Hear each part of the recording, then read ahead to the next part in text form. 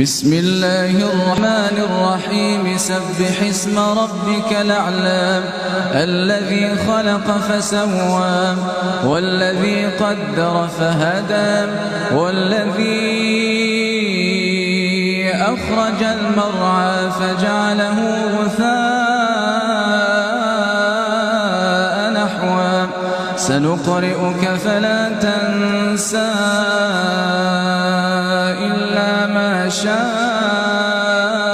الله إنه يعلم الجهر وما يخفى ونيسرك لليسرى فذكر إن نفعت الذكرى سيذكر من يخشى ويتجنبها الأشقى الذي يصلى النار الكبرى